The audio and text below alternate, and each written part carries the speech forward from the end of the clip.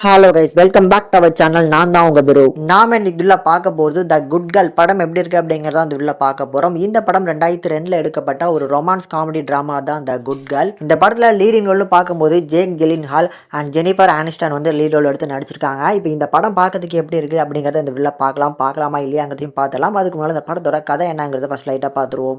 படத்தில் நம்ம ஹீரோயினான ஜெனிஃபர் இவங்க வந்து ஒரு சூப்பர் மார்க்கெட்டில் வேலை பார்த்துட்டு இருக்காங்க. இவங்களோட ஹஸ்பண்ட் பார்க்கும்போது ஒரு பெயிண்டராக இருக்கிறாங்க. ஸோ இவங்களுக்கு 7 வருஷமாக கல்யாணம் ஆகியுமே குழந்தை இல்லை. ஸோ அந்த ஒரு விரத்தினாலே என்னமோ வாழ்க்கையை வெறுத்த மாதிரியான ஒரு சுச்சுவேஷனில் தான் வாழ்ந்துட்டு இருக்காங்க.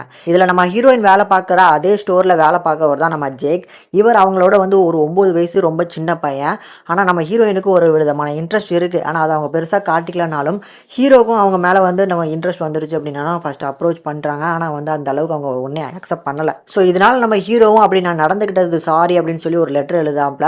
ஸோ இதுக்கப்புறம் நான் உன்னை பார்க்க வர மாட்டேன், அந்த வேலையை நான் குயிட் பண்ணிட்டு வேறு வேலைக்கு தான் போக போகிறேன். ஸோ ஒரு வேளை உனக்கு இன்ட்ரெஸ்ட் வந்துச்சு அப்படின்னா என்னை தேடி இந்த இடத்துக்கு வா அப்படிங்கிற மாதிரியான ஒரு அட்ரஸ் போட்டு ஒரு பேப்பரில் எழுதி கொடுத்துட்றாங்க.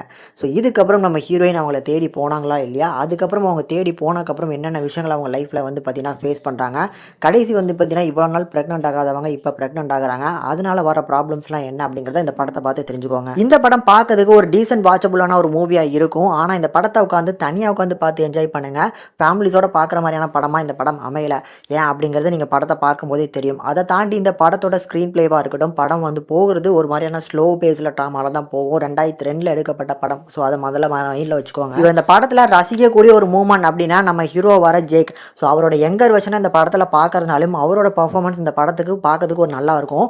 அதே மாதிரி தான் ஹீரோயின் ஜெனிஃபர் அவங்களோட யங்கர் வெர்ஷனுமே இந்த படத்தில் பார்க்கறதுனால இவங்க 2 பேருக்குள்ள அந்த படத்தை தமிழ் டப்பிங்கோட இப்போ படம் பார்க்கறதுனால ஒரு அளவுக்கு நல்ல ஒரு ஃபீல் குட்டான ஒரு மூவியாக இருக்கும். அதுலேயுமே ஆன் ஸ்க்ரீனில் இவங்களோட கெமிஸ்ட்ரி, அந்த ரொமான்டிக் போர்ஷன்ஸ் எல்லாம் ஒரு நல்ல என்டர்டெய்னிங் கொடுக்குற மாதிரி, அதாவது ஒரு எராட்டிக் ஃபேன்ஸுக்கு விரும்பக்கூடிய ஆள்னா நீங்கள் கண்டிப்பாக இந்த படத்தை என்ஜாய் பண்ணி பார்ப்பீங்களா. அண்ட் கிளைமேக்ஸுமே நல்லா சூப்பராக போட்டு முடிச்சிருப்பாங்க. அவங்களோட உண்மையான காதல் யார் மேலே இருந்துச்சு, அவங்களோட சேர்ந்தாங்களா இல்லையாங்கிற மாதிரி சூப்பராக முடிச்சதுனாலே படம் பார்க்கறதுக்கு ஒரு ஒர்த்தபுளான ஒரு மூவி அப்படின்னு சொல்லுவேன். கண்டிப்பாக பார்த்து என்ஜாய் பண்ணுங்க. இந்த படத்துக்கு நம்ம சேனல் ரேட்டிங் பார்க்கும்போது 5க்கு 2.7 வரைக்கும் ரேஷியோ கொடுத்துருக்கோம்.